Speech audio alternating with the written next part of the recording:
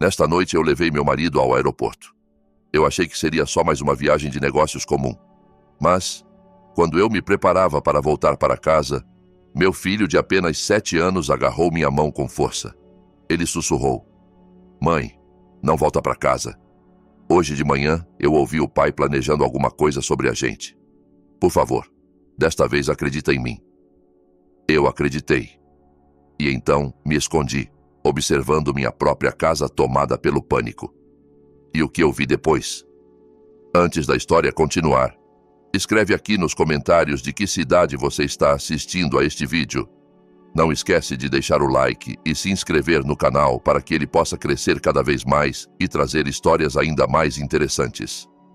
As luzes fortes do terminal de embarque do aeroporto internacional feriam os olhos de Alma. O ar gelado do ar-condicionado contrastava com o calor do abraço de Renato, seu marido. Ao lado deles, Kiko, o filho do casal de apenas 7 anos, permanecia parado, sério. A mão pequena apertava com força a alça da mochila com estampa de dinossauro que ele carregava para todo lado.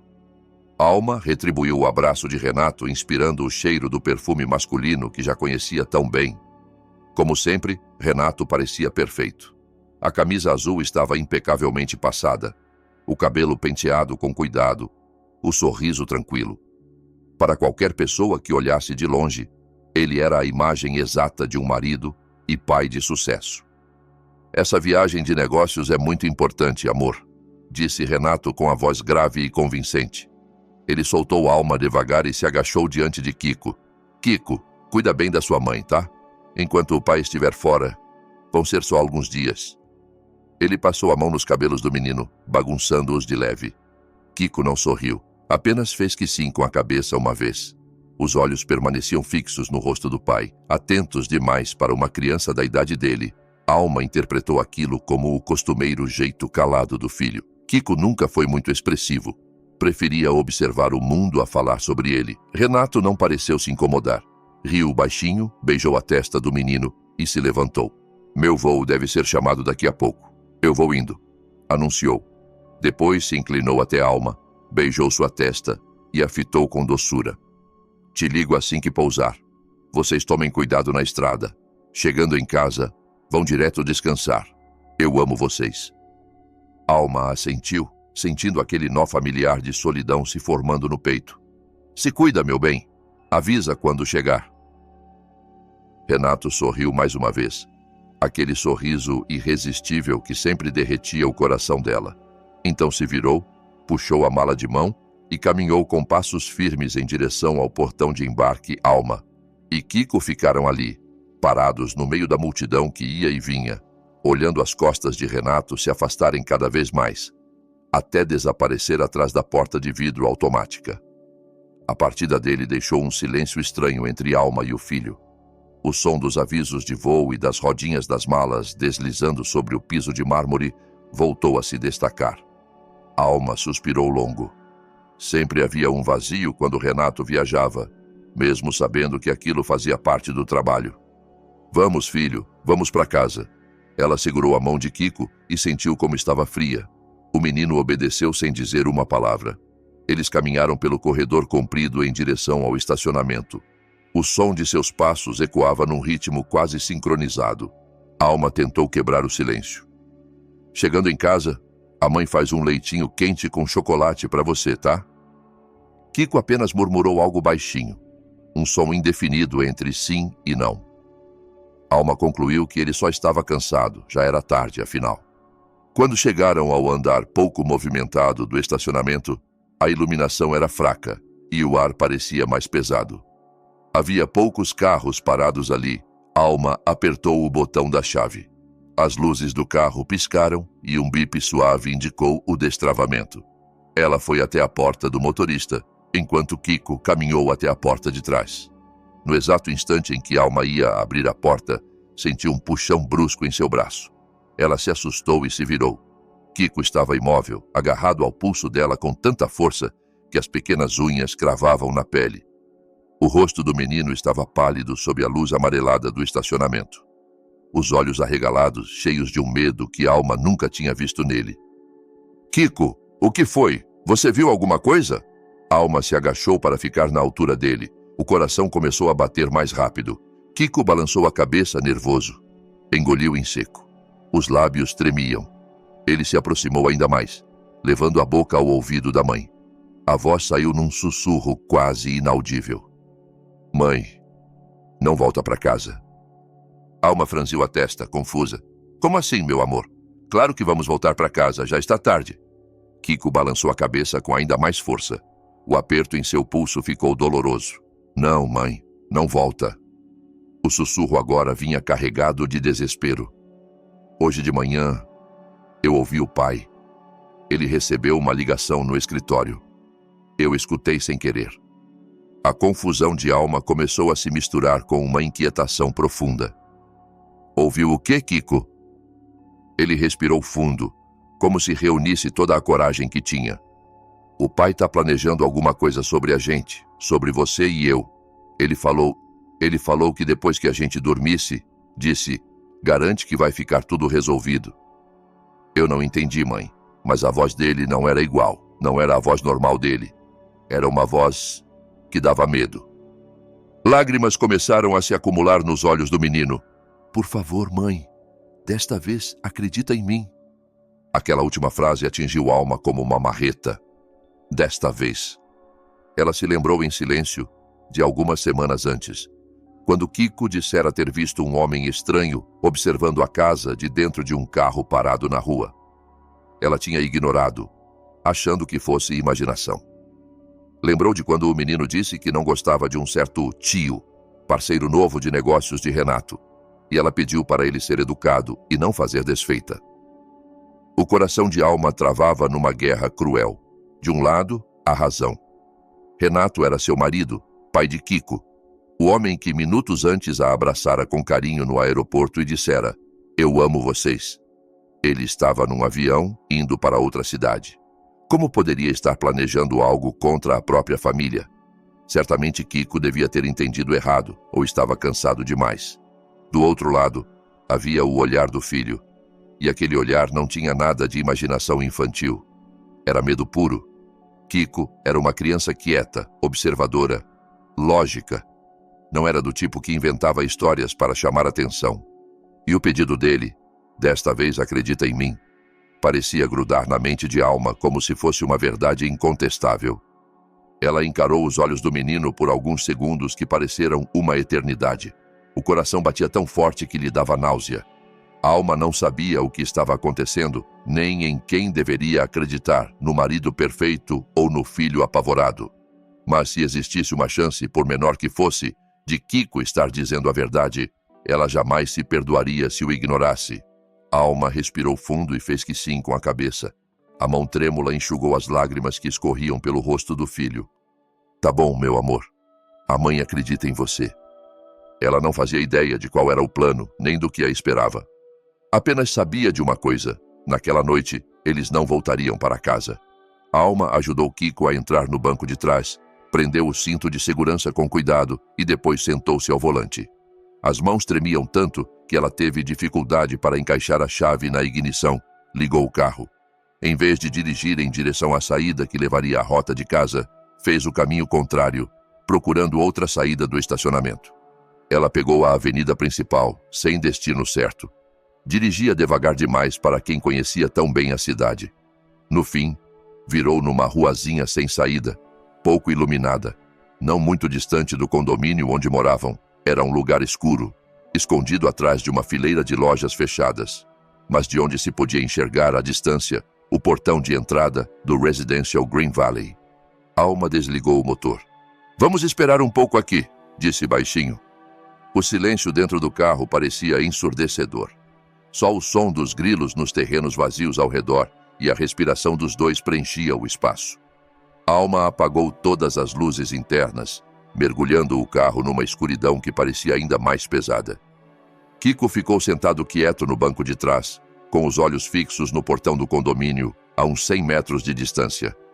Alma não parava de olhar o relógio digital no painel 21 horas e 40 minutos. 21 horas e 50 minutos. Cada minuto parecia uma hora inteira. A dúvida voltou a assombrá-la. O que estava fazendo ali, estacionada numa ruela escura com o filho, em vez de estar em casa dormindo? Tudo por causa de um sussurro que talvez tivesse sido fruto de um mal-entendido. Renato provavelmente estava mesmo no avião, cumprindo a tal viagem de negócios. Talvez Kiko tivesse tido um pesadelo naquela manhã, misturado tudo, e agora estivesse aterrorizado. Alma começou a se sentir culpada por desconfiar do marido. Estava com frio, não só por causa do ar que começava a ficar gelado dentro do carro desligado, mas pelo medo difuso que não conseguia nomear. "Mãe!" Kiko murmurou rouco. "Talvez a gente esteja errado. Talvez seja melhor voltar. Em casa é mais quentinho." O menino não tirou os olhos do portão. "Espera, mãe", respondeu com a voz tensa. "Só mais um pouco." Havia uma firmeza estranha na voz da criança. Aquilo fez Alma decidir esperar mais 15 minutos. Às 22 horas em ponto, horário em que ela calculava que o avião de Renato deveria estar pousando na outra cidade, faróis de um veículo surgiram dobrando a esquina em direção ao condomínio. O coração de Alma quase parou. Instintivamente ela se abaixou, puxando a cabeça de Kiko junto, ainda que o carro deles estivesse longe o suficiente para não chamar atenção. "Não se mexe, amor", sussurrou, espiando por uma fresta entre o painel e a janela. Um veículo escuro virou e entrou pelo portão do Residential Green Valley. Não era um sedã como os carros da maioria dos vizinhos. Era uma van escura, sem logotipo, sem qualquer identificação. Os vidros eram fumê, impossíveis de ver por dentro. A van avançava devagar, não como um visitante apressado, mas como um predador estudando o terreno. Ela seguiu pela via principal do condomínio e então virou justamente na rua onde ficava a casa de Alma.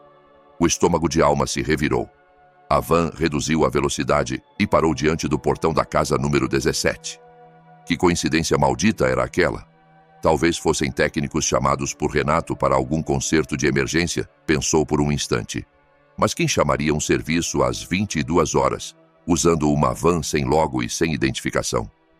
Um arrepio gelado percorreu a espinha de Alma. As portas dianteiras abriram. 2 homens desceram. Ambos vestiam roupas escuras, jaquetas e bonés, que escondiam o rosto sob a luz fraca dos postes. Pareciam comuns demais, o que só os tornava mais assustadores. Não carregavam armas à vista, e isso, de algum modo, só aumentava o perigo. Eles ficaram alguns segundos diante do portão, olhando para um lado e para o outro. A rua estava deserta. A maioria dos vizinhos já dormia. Alma imaginava que tentariam pular o muro ou arrombar a fechadura. Assim ela poderia chamar a polícia e dizer que a casa estava sendo assaltada. Mas o que aconteceu em seguida fez o sangue de Alma gelar. Um dos homens enfiou a mão no bolso. Em vez de um pé de cabra ou qualquer ferramenta, ele tirou uma chave do portão. Ele a introduziu na fechadura. O clique suave ecoou na noite como um trovão para a Alma. O portão se abriu sem resistência, sem barulho. "Não!" sussurrou ela, levando a mão à boca para abafar um grito. "Eles têm uma chave." Os homens entraram no quintal com a naturalidade de quem entra na própria casa. Chegaram à porta da frente.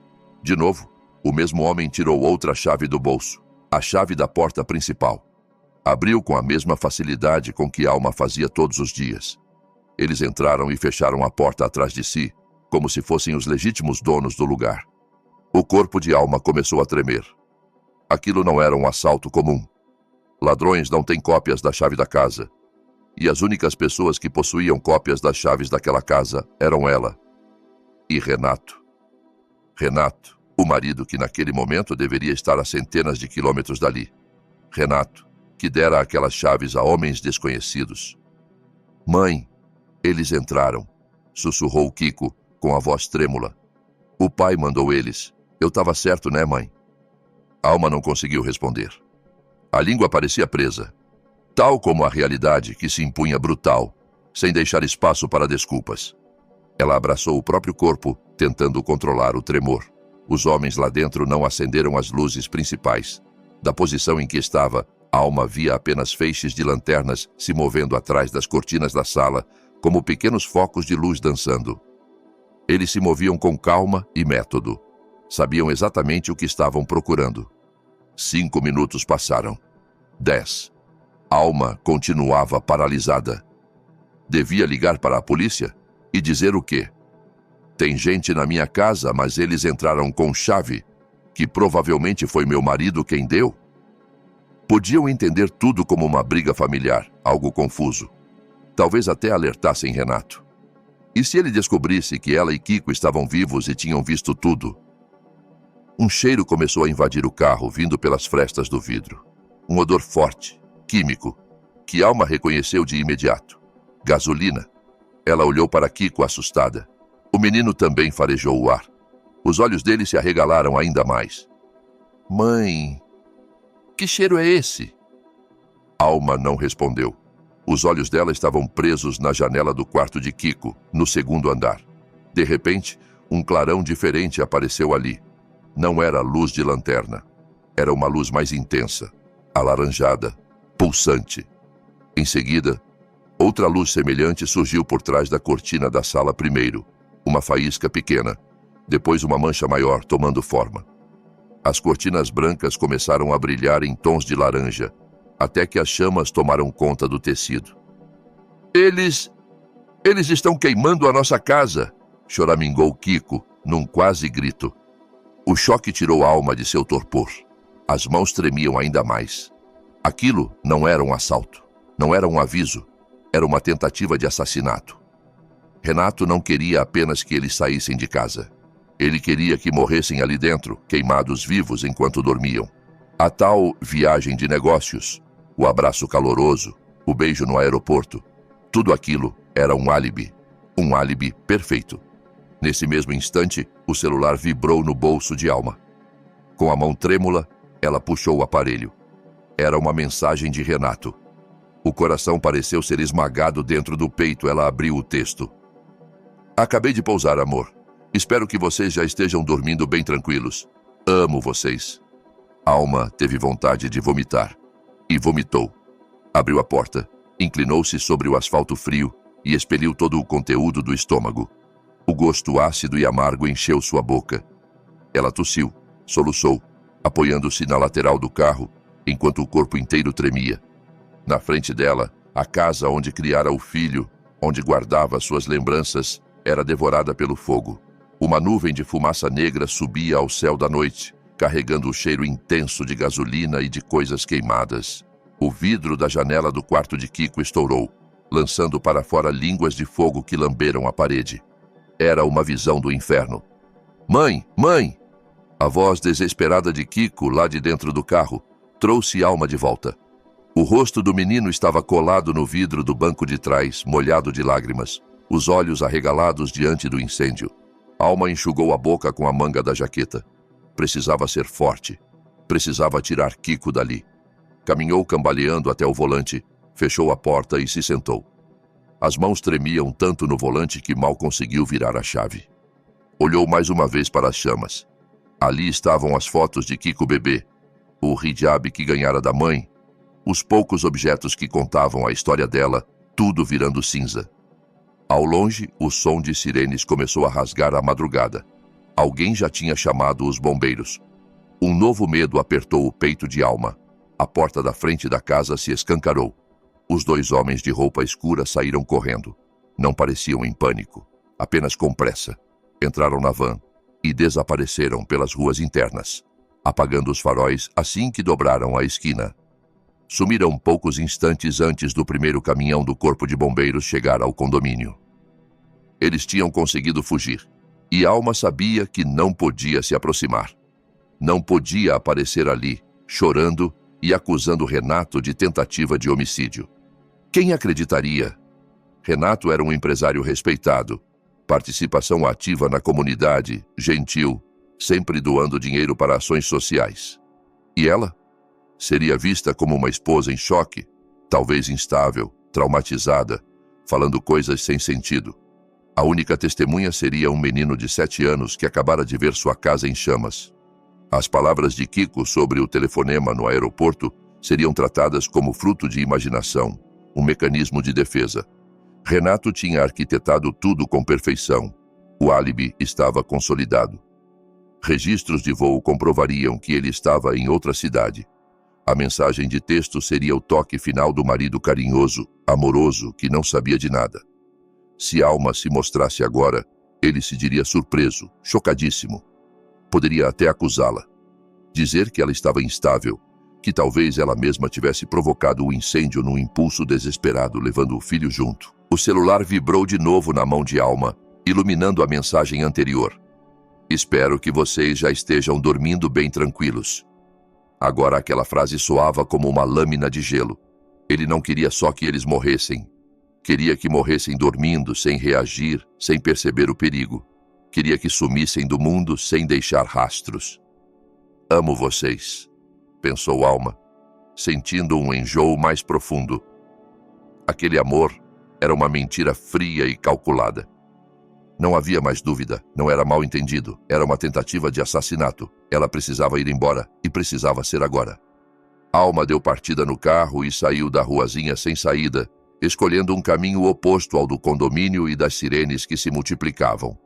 No retrovisor, via apenas o clarão alaranjado do fogo ficando para trás. Ela furtivamente olhava para trás a cada carro que surgia, principalmente se fosse uma van escura. Não tinha para onde ir. Não podia procurar os amigos, porque todos eles também eram amigos de Renato. Não podia recorrer à família.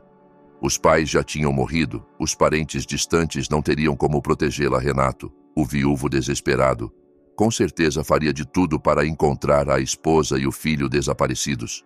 Espalharia fotos, pediria ajuda, choraria na TV se fosse preciso, e todo mundo se tornaria, sem saber, olhos e ouvidos a serviço dele. Ela precisava de alguém que Renato não conhecesse. Alguém fora daquele círculo. Alguém inteligente, forte e confiável. A memória dela voou para muitos anos antes, para o dia do enterro do pai. Lembrou que no escritório, entre pilhas de pastas, o pai havia dito: se um dia você se meter num problema grande demais, um problema que não consiga contar para ninguém, nem para o seu marido, procure essa pessoa. Ele escreveu um nome e um número num cartão grosso. É a doutora Silvia, minha advogada. Ela é sábia, discreta e guarda segredos. Alma guardara o cartão no fundo de uma gaveta. A gaveta que provavelmente virara carvão. Mas o nome ficara gravado na memória. Doutora Silvia E., de modo vago, também o endereço do escritório, numa região antiga da cidade. Era a única esperança. Alma dirigiu pela madrugada, com nada além de um celular com pouca bateria, o carro, as roupas do corpo e o filho. Sem documentos, sem dinheiro, sem cartões. Tudo tinha ficado na bolsa que ela deixara na sala, agora em cinzas. Por fim, o carro parou em frente a um prédio antigo de 2 andares, numa parte quase deserta do centro. O relógio do painel marcava 1h da manhã, metade dos postes da rua estava apagada. A tinta da fachada se descascava, e uma placa velha, quase ilegível, dizia: Burô Jurídico S. em Oliveira. Parecia um lugar abandonado há anos. A dúvida voltou a morder o coração de Alma. Teria errado o endereço? A advogada ainda estaria viva? Ela desligou o carro. A escuridão e o silêncio engoliram tudo. Kiko tinha adormecido no banco de trás, exausto. A respiração dele, calma, era o único sinal de paz naquela noite. Alma pegou o celular. A bateria indicava 15%. Pesquisou o nome da advogada e encontrou, num site simples, o telefone do escritório. Ligou. Só ouviu o tom chamando, até cair. Claro, era de madrugada. O escritório estaria fechado. O desespero bateu com força. Alma recostou na direção, os olhos se enchendo de lágrimas de frustração. O que eu vou fazer? Dormir no carro? Fugir para onde? Antes que pudesse se decidir, o celular vibrou. Número desconhecido. O medo a fez hesitar. E se fosse Renato? Mas ela não tinha escolha. Atendeu. Alô? Uma voz de mulher, idosa, rouca, mas firme, soou do outro lado. Você ligou 3 vezes seguidas para o meu escritório na madrugada. Pressuponho que não seja para falar de imposto de renda. É a doutora Silvia? Gaguejou Alma. Sou a Alma, filha do Sr. Henrique. O coração dela deu um salto. Sim, eu sei quem você é. Estou te vendo. Você está parada em frente ao prédio do escritório, respondeu a voz. Não fale nada pelo telefone. 50 metros à frente tem uma viela ao lado de uma mercearia. Entra por ela. Vai ver uma porta de madeira verde à esquerda. Bate 3 vezes rápido. A ligação foi encerrada. Alma ligou o carro de novo, avançou até a viela indicada e viu a porta verde, gasta pelo tempo. Estacionou num ponto mais escondido, despertou Kiko com cuidado. Filho, acorda, a gente chegou, murmurou. Meio sonolento, ele deixou que a mãe o carregasse no colo até a porta verde. Alma bateu 3 vezes, devagar. A porta se abriu quase sem ruído. Uma senhora de uns 60 e tantos anos apareceu no vão. Cabelos totalmente brancos, presos num coque simples. Não usava véu, mas vestia roupas discretas. Camisa de manga comprida e saia longa. Os olhos, vivos e atentos, examinaram Alma e Kiko de cima a baixo. Era a doutora Silvia. Entra, disse apenas. Alma entrou num pequeno apartamento nos fundos do escritório. O lugar era arrumado, abarrotado de livros e pastas. Cheirava a papel antigo e chá de jasmim. A advogada trancou a porta cuidadosamente, girando 3 tipos de tranca diferentes. Senta. Vou fazer chá, anunciou, mais como ordem do que como gentileza. Alma se acomodou num sofá duro. Kiko sentou-se colado a ela, abraçando o braço da mãe. Pouco depois, a doutora voltou com uma bandeja. 3 xícaras de chá quente e um prato com biscoitos. Entregou uma xícara para Alma e outra para Kiko. Toma primeiro. Depois me conta tudo desde o começo, sem pular nada. E Alma contou. Falou da viagem de negócios de Renato, do sussurro de Kiko no aeroporto, da decisão de não voltar para casa. Falou da van escura, das chaves, do cheiro de gasolina e das chamas engolindo o lar. Mostrou a mensagem de texto que Renato havia enviado. O álibi perfeito em forma de carinho falso. Enquanto Alma falava, a doutora Silvia se mantinha em silêncio, o rosto impassível, apenas balançando a cabeça de vez em quando, como quem encaixa peças de um quebra-cabeça que já conhecia Kiko.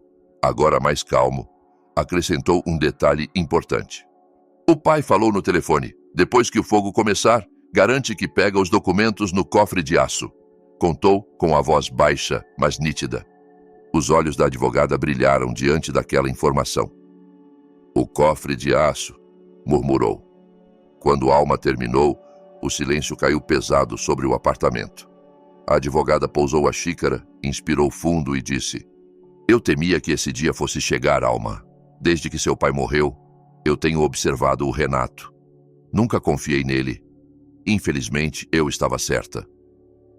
O que a senhora quer dizer? Perguntou Alma, tentando controlar o tremor na voz. Renato está de olho na herança do seu pai, respondeu Silvia. Que herança? Ele só deixou a casa, que agora queimou, e um restinho de dinheiro para os estudos do Kiko. A gente ainda está pagando o carro. Renato sempre disse que os negócios estavam difíceis. Um sorriso amargo surgiu nos lábios da advogada. Isso é o que Renato acha que existe.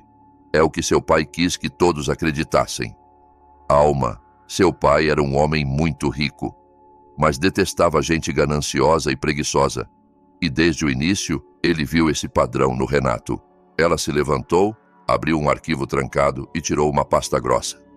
Seu pai fez 2 testamentos. Um oficial, aquele que Renato conhece, é só uma isca.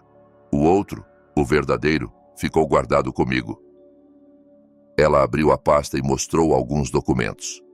Seu pai deixou todos os bens mais valiosos, imóveis em várias cidades, reservas de ouro, coleção de antiguidades, investimentos, em um fundo extremamente rígido. Esse fundo só pode ser acessado se uma de 2 condições for cumprida. Primeira, você precisa chegar aos 40 anos. Ele queria que você tivesse maturidade suficiente para lidar com tanto dinheiro. Alma, com seus 32 anos, prendeu a respiração. E a segunda condição? Perguntou, já temendo a resposta. A advogada a encarou firme. A segunda condição é se você, como herdeira principal, e Kiko, como herdeiro secundário, estiverem ambos mortos. Alma levou a mão à boca, horrorizada. Renato, de algum jeito, descobriu a existência desse testamento verdadeiro, continuou Silvia. Os negócios dele afundaram. Ele se meteu com jogos de azar, investimentos fraudulentos, pegou dinheiro de clientes e está sendo pressionado por agiotas perigosos. Ele está desesperado. A lógica cruel se escancarava. Renato não podia esperar 8 anos até a Alma completar 40 anos. Precisava do dinheiro imediatamente. O plano dele era óbvio, explicou a advogada, como se descrevesse um caso em sala de aula. Eliminar você e o Kiko numa tragédia doméstica, um incêndio acidental com vocês mortos. Ele, como viúvo devastado, seria o único parente direto. Usaria as certidões de óbito para contestar o fundo na justiça e reivindicar todo o patrimônio. Alma chorava em silêncio. A vida que construíra, o casamento, tudo se revelou de repente uma armadilha cuidadosamente preparada. Ele falhou, murmurou Alma, enxugando o rosto. A gente sobreviveu. Falhou graças ao Kiko, concordou Silvia. Mas ele não sabe disso. Agora mesmo, deve estar se preparando para voltar, encenar o papel de viúvo arrasado, organizar um enterro simbólico, começar os trâmites legais. Ele vai seguir o roteiro. A advogada fechou a pasta com decisão. E mais, Renato acha que dentro daquele cofre estavam os documentos principais do fundo. Ele queria recuperá-los para facilitar o golpe. Mas ele não sabe que seu pai era mais esperto do que todos nós juntos. Ela olhou para a Alma com seriedade. Além do testamento, há outra chave. Uma espécie de segredo que Renato desconhece. E agora, isso é a nossa arma. O pequeno apartamento se tornou um casulo de segurança em meio à tempestade. Do lado de fora, o mundo de Alma desmoronava. Por dentro, ela tentava assimilar tudo. Sentada no sofá duro, com uma xícara de chá já fria nas mãos, sentia o corpo pesar como chumbo. Kiko dormia com a cabeça em seu colo, finalmente vencido pela exaustão. Ele não é só ganancioso, Alma, disse Silvia, rompendo o silêncio. Ela folheava um livro grosso sobre a mesa. Ele é um homem acuado. E pessoas desesperadas são muito mais perigosas do que pessoas apenas ambiciosas. Ela virou algumas páginas e parou, lendo uma anotação qualquer. Usei minhas conexões hoje cedo, prosseguiu. As dívidas de Renato em cassinos ilegais no exterior são enormes. Ele desviou dinheiro de clientes, falsificou relatórios. Se tudo vier à tona, ele não enfrenta só falência, enfrenta anos de cadeia. E ainda está sendo pressionado por agiotas que não pensam 2 vezes antes de usar violência. Alma engoliu em seco. Então não é só por causa do dinheiro do meu pai, murmurou. Esse dinheiro é a única saída rápida que ele enxerga, disse Silvia. Com ele, quitaria as dívidas, compraria silêncio e sumiria para recomeçar a vida em outro lugar. Na mente distorcida dele, a morte de vocês era a solução. Ele se colocou num beco sem saída e tentou resolver isso queimando a própria família. Alma fechou os olhos. As imagens do fogo voltaram, cruas, por trás das pálpebras. Mas como a gente prova isso? Ele tem álibi. Estava em outra cidade. Quem vai acreditar na gente? Vão dizer que eu tô louca, traumatizada. Não vamos provar com palavras, respondeu Silvia. Vamos provar com aquilo que o próprio Renato deixou para trás. Ela pousou a mão sobre a pasta. Kiko disse que ele mandou os homens pegarem algo no cofre, lembra? Sim, disse Alma. Ele falou, pega os documentos no cofre de aço depois que o fogo começar. De repente, uma lembrança surgiu à mente de Alma. Aquele cofre foi meu pai que mandou instalar. Era a prova de fogo e de explosão. O que quer que estivesse lá dentro ainda deve estar inteiro. Exatamente, confirmou a advogada. Renato deve ter achado que o cofre guardava certificados de propriedade, talvez o testamento verdadeiro. Queria se apoderar de tudo para acelerar o plano no tribunal. Alma balançou a cabeça. Meu pai jamais guardaria algo tão importante num cofre de casa. Renato sabe a combinação. Meu pai contou para ele quando ainda confiava nele. Silvia ficou alguns segundos em silêncio digerindo aquela informação. Se Renato sabe a combinação, por que não pegou o que queria antes de viajar? Pensou alto. Por que mandar outra pessoa depois do fogo? Talvez para simular um assalto, arriscou Alma. Ou para não deixar as digitais dele em nada. Uma voz suave veio do colo de Alma. Kiko, que elas achavam estar dormindo, abriu os olhos. Eu sei o que o pai queria do cofre, disse sentando-se. Mãe e advogada se entreolharam. Alma acariciou o rosto do filho. O que era, meu amor? Não era documento do vô, era documento do pai, respondeu Kiko. Algumas semanas atrás eu acordei de madrugada para beber água. Ouvi o pai gritando no escritório, no telefone. Ele estava muito bravo. Ele disse: "Não me ameaça. Todas as minhas anotações estão aqui. Se eu cair, vocês caem comigo." Alma se lembrou daquela noite. Achara que Renato estava apenas estressado com o trabalho. Depois disso, continuou Kiko, ele começou a abrir o cofre toda hora. Eu vi pela fresta da porta. Ele tirava um caderno preto pequeno, tipo diário. Escrevia um monte nele. Parecia com medo. Depois guardava de novo. Um diário, repetiu Alma. Renato, que vivia grudado em tablets e celular, mantendo um diário em papel. Kiko, você tem certeza? Perguntou ela. Tenho. E hoje de manhã, antes de nós irmos pro aeroporto, quando ele estava no telefone, ele falou assim: "O plano continua, queima tudo, mas não esquece de pegar o diário preto no cofre. Aquilo é meu seguro. Eu preciso daquele caderno. O resto pode queimar, mas ele tem que ficar a salvo." O silêncio que se seguiu foi absoluto. Alma e Silvia trocaram um olhar que dizia tudo. "Meu Deus!" murmurou a advogada, encarando o menino com admiração. Esse garoto... Renato não estava tentando salvar documentos do seu pai. Ele queria garantir ou destruir o próprio material de chantagem. Seguro, repetiu Alma, ecoando a palavra que o marido usara. Ele não confia nos bandidos que contratou. Deve ter registrado nomes, valores, ameaças, talvez até o plano do incêndio. Isso mesmo, disse Silvia, agora com brilho decidido no olhar. Ele anotou tudo num diário físico e guardou no lugar que considerava mais seguro. A ideia era recuperar o diário depois do acidente, usá-lo para manter agiotas e comparsas sob controle. Não estava planejando destruí-lo, por isso chamou de seguro. Mas... o incêndio, completou Alma. Os homens atearam fogo. Não pegaram o diário. Kiko disse que ele mandou buscar o caderno depois que o fogo começasse. Eles não tiveram tempo. A sirene dos bombeiros chegou cedo demais. As duas ficaram em silêncio por um momento, digerindo a ideia.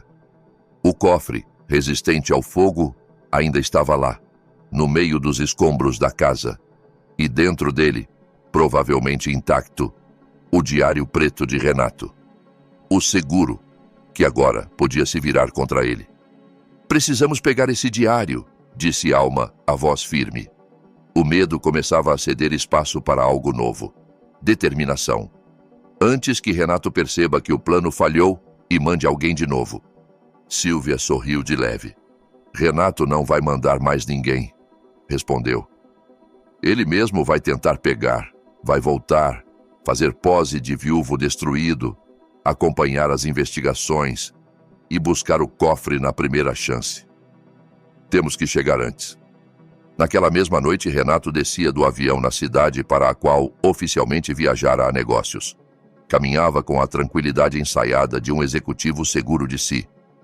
Conferiu o relógio. Eram pouco mais de 22 horas e 30 minutos. Por volta das 22 horas, no momento em que o incêndio começara, ele estava perfeitamente localizado, cercado de testemunhas.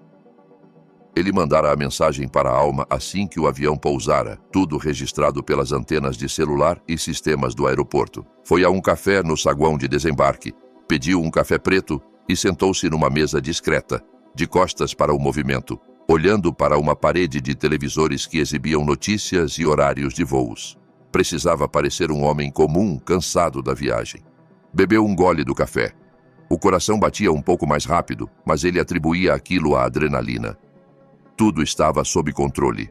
Os profissionais que havia contratado, indicados por um dos agiotas, tinham fama de eficientes.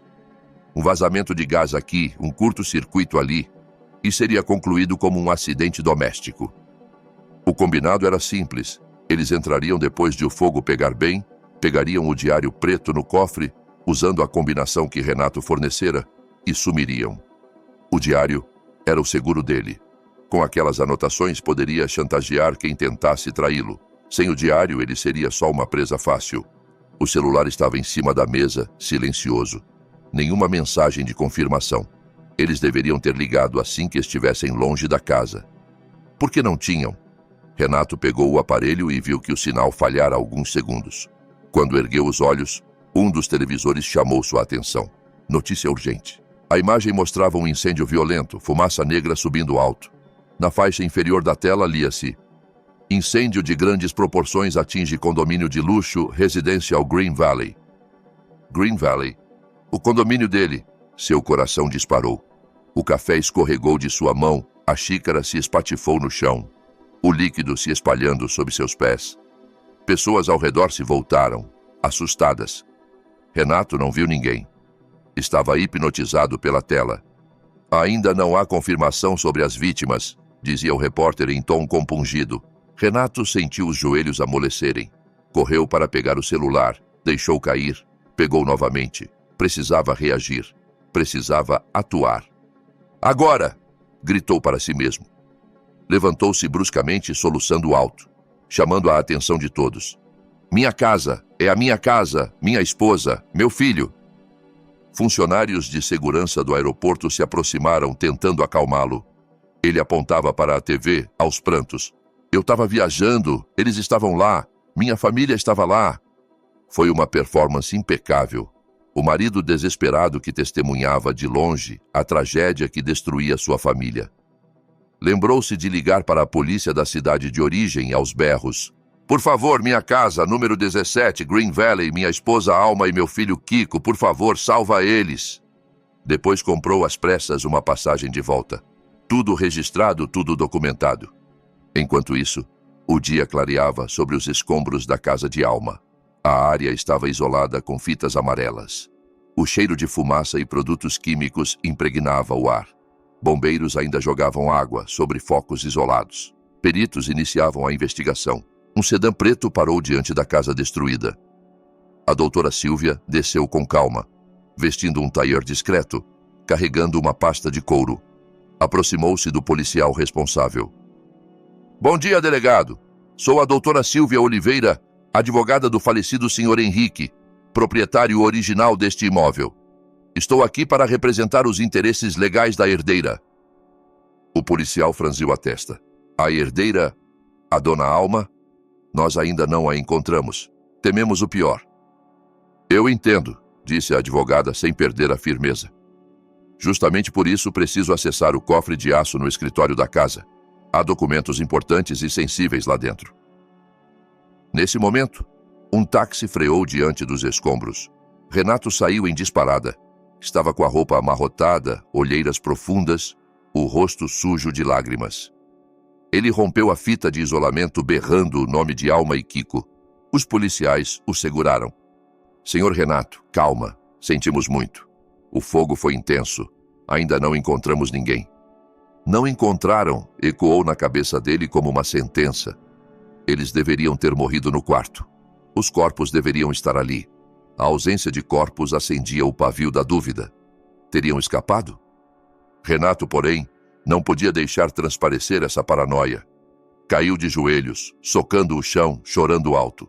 Não, não, por favor, minha família. Enquanto ele encenava o luto, a doutora Silvia fazia sinal para 2 homens que a acompanhavam. Um chaveiro especializado em cofres e um assistente. Eles seguiram até os restos do escritório. Doutora, aqui era o cômodo, informou um bombeiro. Renato viu pela lateral os homens se aproximando do que restava de um cofre enegrecido pela fuligem. Entrou em alerta. Ei, o que vocês estão fazendo? Não encostem nas minhas coisas, gritou. A advogada se virou para ele, o olhar frio. Senhor Renato, meus pêsames. Mas este cofre não está em seu nome. Pertence ao fundo criado pelo Sr. Henrique, registrado em cartório. Estou aqui para garantir a segurança dos documentos. Renato travou. Se insistisse demais, levantaria suspeitas. Se tentasse impedir, destruiria a imagem de viúvo destroçado. Acabou recuando, em silêncio, com o rosto tenso. O especialista trabalhou rapidamente. Apesar de ainda quente ao toque, o cofre resistira ao incêndio. Em poucos minutos, a porta se abriu com um suspiro de vapor. Silvia, usando luvas, enfiou a mão lá dentro. Renato prendeu a respiração, rezando para que o fogo tivesse destruído tudo. A advogada retirou uma pequena caixa metálica amassada. Abriu-a. Dentro, ligeiramente úmido, mas intacto, estava um caderno de capa preta. Um diário. Ela ergueu o caderno, examinou a capa sem abri-lo e o colocou dentro da própria pasta, trancando o fecho. Depois levantou os olhos, encarando Renato por alguns segundos. Nos olhos dela, ele leu claramente. O jogo acabou. Ali, Renato entendeu. Não apenas falhara em matar a família, como perdera o seguro que o protegia dos próprios cúmplices. E esse seguro agora estava nas mãos da única pessoa que ele não podia comprar, ameaçar ou enganar. Horas depois, no apartamento da doutora Silvia, o silêncio só era quebrado pelo som das páginas sendo viradas. O dia já tinha amanhecido, mas para a Alma ainda parecia noite. Kiko dormia num quarto pequeno. Alma, à mesa da cozinha, observava a advogada lendo o diário. Por quase 1 hora, a advogada folheou, leu, releu. O rosto continuava calmo, mas o maxilar contraído denunciava a indignação crescente.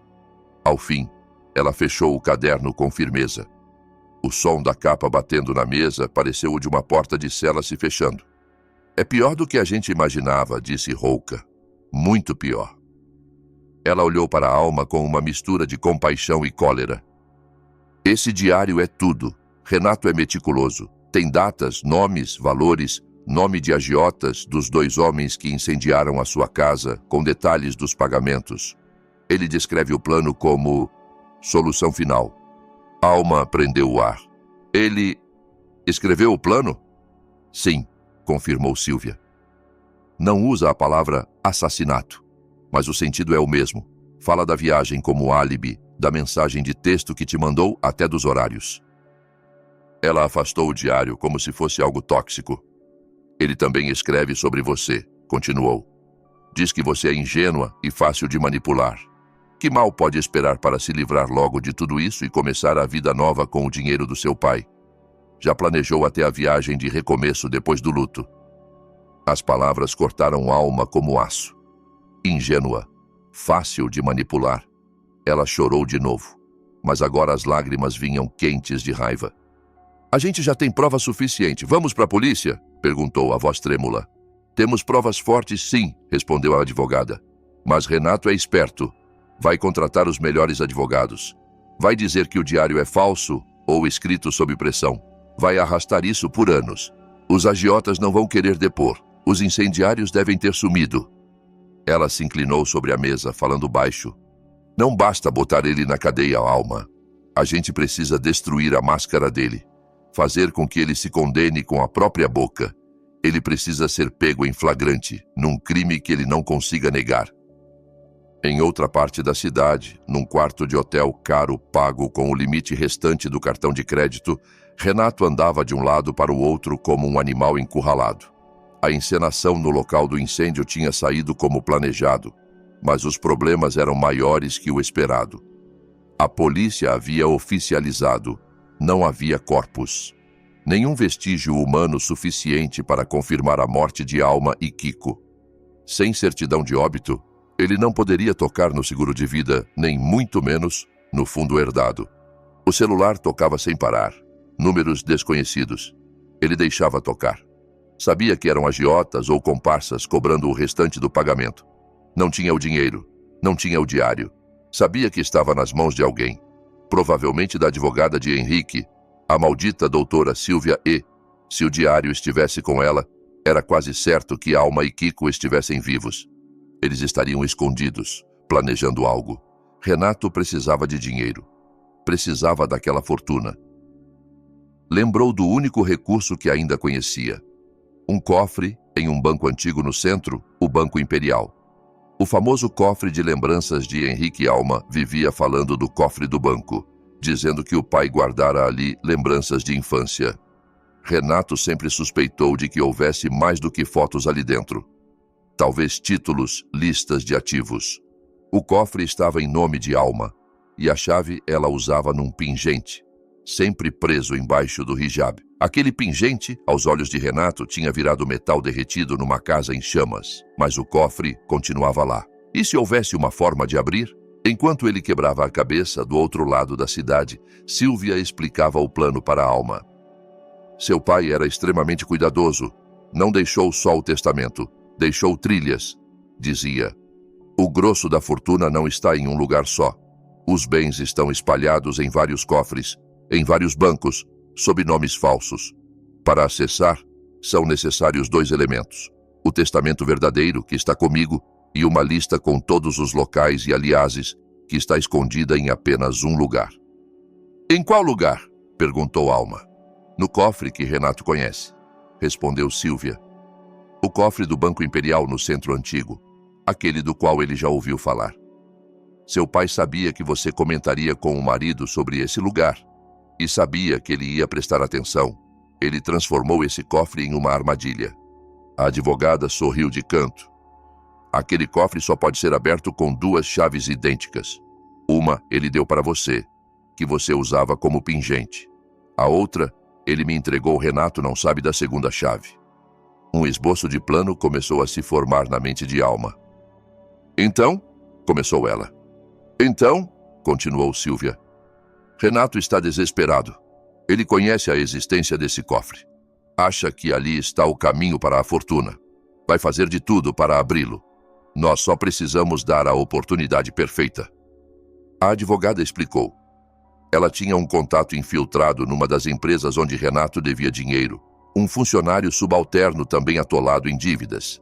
Esse homem seria o Rato. Ele ligaria para Renato com uma história convincente, que Alma, antes de sumir, o procurara em segredo, apavorada, e deixara com ele um único objeto de valor que salvara do incêndio. Uma chave de cofre em forma de pingente, que agora ele queria vender a chave a Renato em troca de dinheiro vivo. 2 dias depois, Renato recebeu a ligação. Desconfiado, ouviu a história. O medo de que Alma estivesse viva misturou-se à esperança de acessar o cofre. Ele marcou um encontro num estacionamento de shopping movimentado. Em troca do que restava de suas economias em dinheiro, recebeu um pequeno pingente de metal, idêntico ao que Alma sempre usara no pescoço. Quando fechou a mão sobre a chave, sentiu triunfo pela primeira vez em dias.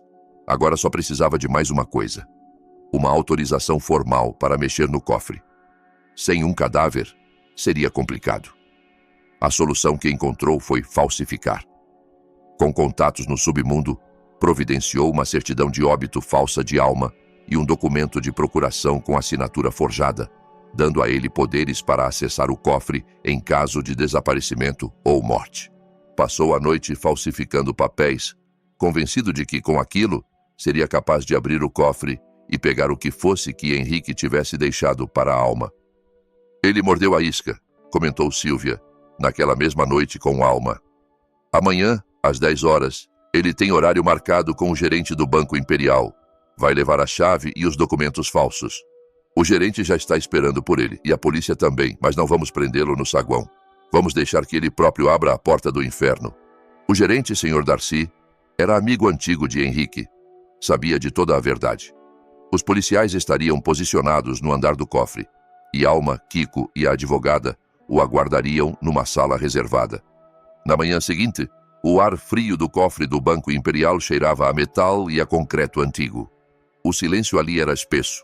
Numa pequena cabine fechada, Alma sentava-se em uma cadeira dura de madeira, com Kiko ao lado, segurando firme sua mão. Ao fundo, encostada à parede, Sylvia permanecia em pé, ao lado de 2 policiais à paisana. Eles tinham chegado 1 hora antes, entrando por uma porta lateral, longe dos olhos de qualquer cliente. Às 10 horas em ponto, Alma ouviu passos ecoando no corredor de mármore. Passos que conhecia de longe. O coração despencou em direção ao estômago. Lamento muito pelo que aconteceu, Sr. Renato. Ouviu a voz solene de Sr. Darcy, do outro lado da porta. É uma tragédia indescritível. A voz de Renato veio carregada de falsa dor. Obrigado, doutor. Eu só quero resolver tudo que diz respeito às coisas da Alma o mais rápido possível. É muito difícil. Alma fechou os olhos. O quão fácil as mentiras saíam da boca dele. Posso ver os documentos? Pediu o gerente. Renato entregou os papéis. O som de folhas sendo manuseadas chegou até a cabine. Aqui está a certidão de óbito. E aqui, A procuração assinada por ela. Tudo parece em ordem, comentou o gerente. Vou acompanhá-lo até o cofre. Os passos se aproximaram. Passaram bem diante da cabine. O coração de Alma batia tão forte que ela teve medo de que ele ouvisse. Kiko apertou ainda mais sua mão, mas não tremia. Os passos pararam. O som de metal girando em fechadura ecoou. Esta é a chave do banco, explicou Darcy. Por favor, use a sua. Ouviu-se o tilintar da chave de Renato na fechadura do cofre. Um clique surdo. A porta se abriu. Pronto, Sr. Renato. Como a senhora Alma determinou, qualquer acesso ao cofre deve ser acompanhado por um tutor de confiança nomeado pelo pai dela. É só formalidade. Ele está aguardando o senhor naquela cabine ao lado. Tutor? Repetiu Renato confuso.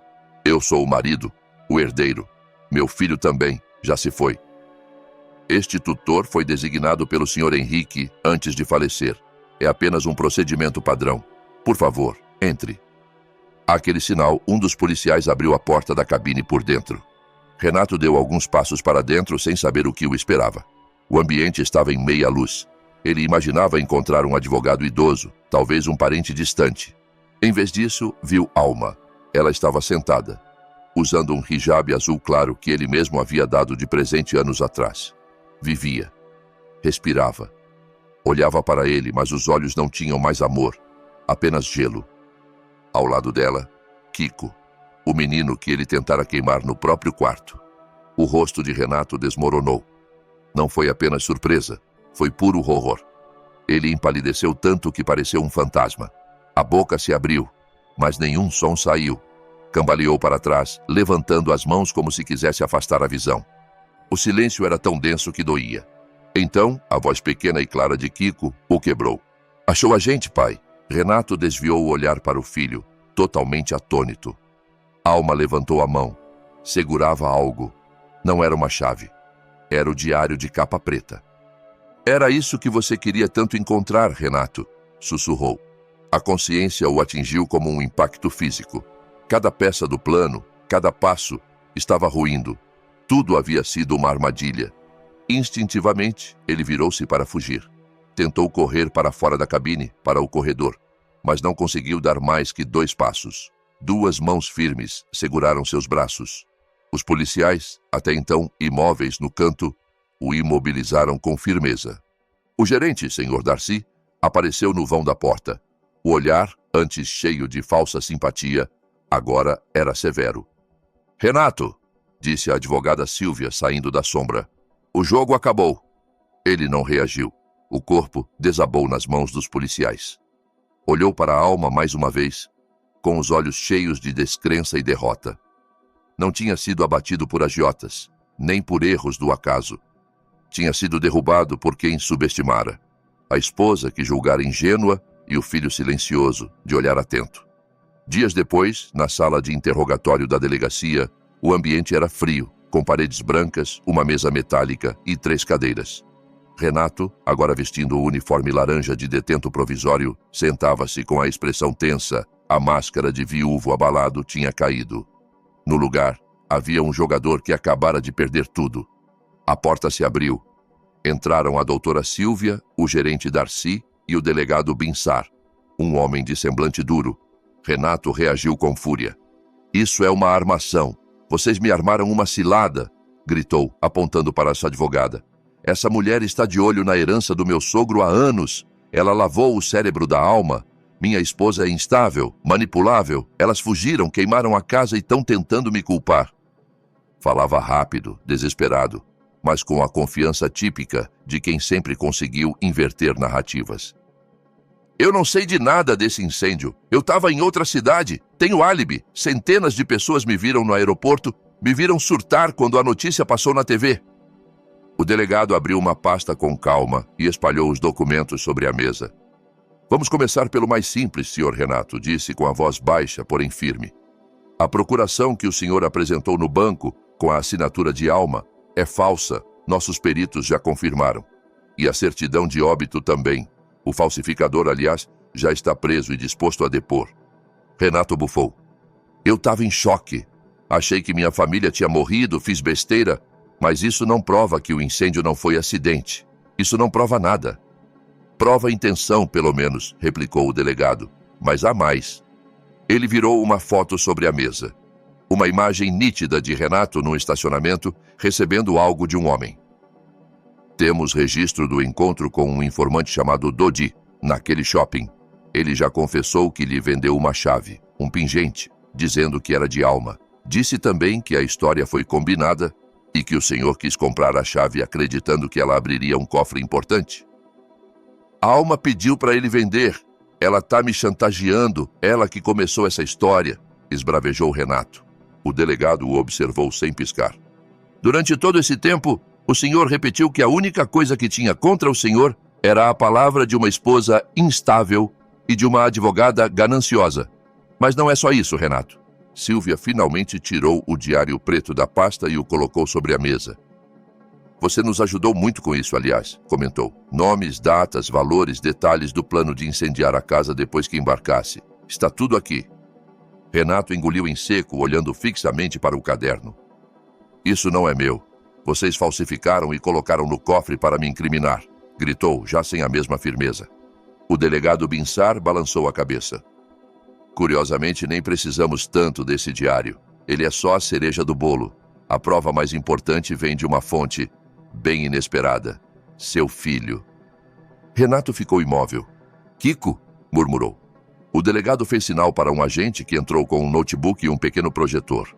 Ligou o equipamento, apontou a imagem para a parede. Algumas semanas atrás, Kiko ganhou um brinquedo. Um robozinho com uma câmera escondida. Ele gosta de coisas de espião.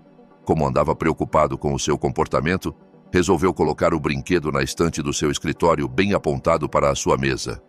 O rosto de Renato perdeu a cor de vez. A imagem apareceu na parede, granulada, mas clara o suficiente. A data e a hora surgiam no canto. Lá estava ele, Renato, sentado à mesa, falando ao telefone. A voz dele ecoou pelo interrogatório. O plano continua. Eu vou estar no aeroporto na hora. Meu álibi vai estar perfeito. Escuta, queima tudo, a casa toda. Quarto do Kiko, nosso quarto. Tem que parecer acidente e não esquece, pega o diário preto no cofre. Aquilo é meu seguro. Eu preciso desse caderno. Renato parou de respirar. O delegado deixou o vídeo rodar até o fim. Depois apertou outro arquivo. Uma gravação de Renato no escritório, com 2 homens de costas. Eu não quero saber como vocês vão fazer. Só me garantam que eles vão estar dormindo. Gás, remédio, o que for. Assim que a Alma e o Kiko estiverem fora do caminho, o resto é comigo. A herança vai ser liberada em poucas semanas. Todo mundo vai sair ganhando. Quando o vídeo acabou, nenhuma palavra era necessária. O suposto álibi do aeroporto tinha sido destruído pela própria voz dele, dias antes do crime. Renato desabou na cadeira. Já não havia máscara. Eu estava encurralado, murmurou num fio de voz. As dívidas, eles ameaçaram a Alma, o Kiko. Eu fiz isso para proteger minha família. Não, cortou Silvia fria. Você fez isso para proteger a si mesmo e tentou usar a morte deles como moeda de troca. Do outro lado de um vidro espelhado, Alma assistia à cena abraçando Kiko com força, tampando os ouvidos do menino para que não escutasse a confissão completa. Ela ouviu tudo, cada palavra. Viu o homem que um dia amou se desfazer num ser patético disposto a sacrificar a própria família por dinheiro. Naquele momento, qualquer resto de amor se transformou em nada. Só sobrou alívio. Estava acabado.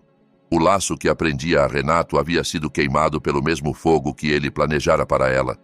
O julgamento aconteceu meses depois e virou manchete em todos os jornais.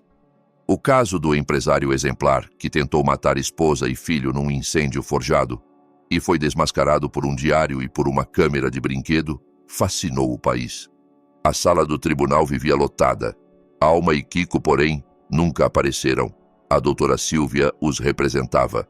As provas eram avassaladoras. O diário, os documentos falsos, o depoimento do gerente do banco, os registros do estacionamento do shopping e, acima de tudo, as gravações. Os advogados de Renato alegaram insanidade momentânea, pressão extrema das dívidas. Tentaram invalidar as gravações, alegar violação de privacidade. Nada funcionou.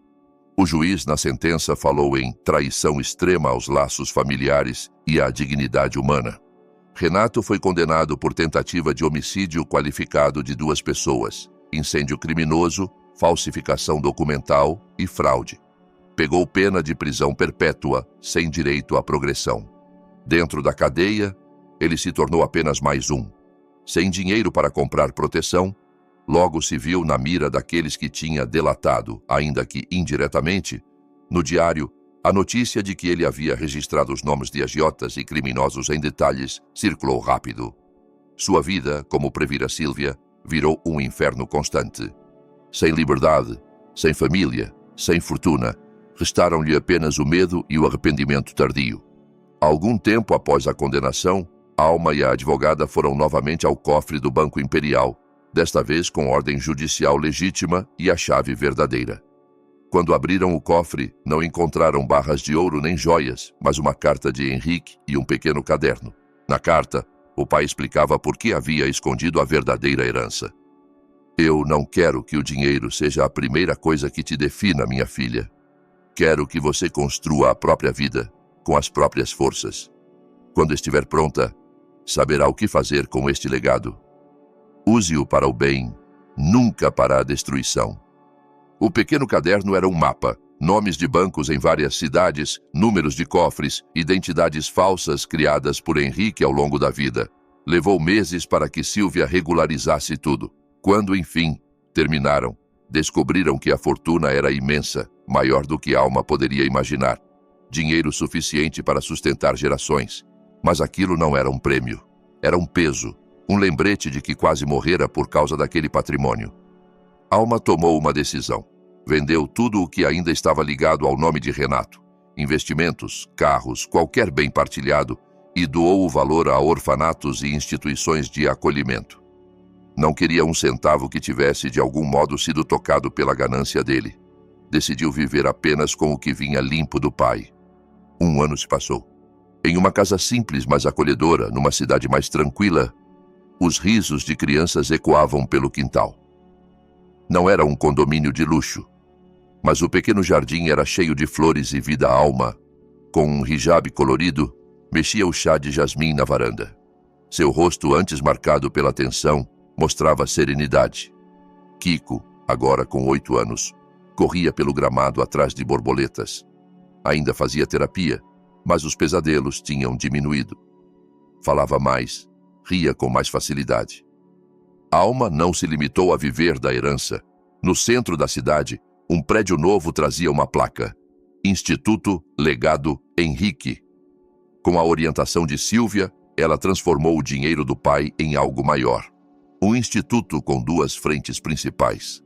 A primeira, conceder bolsas de estudo integrais para crianças brilhantes vindas de famílias vulneráveis. Crianças atentas, observadoras, como Kiko. A segunda, oferecer apoio jurídico gratuito e abrigos seguros para mulheres e crianças presas em relações violentas ou manipuladoras.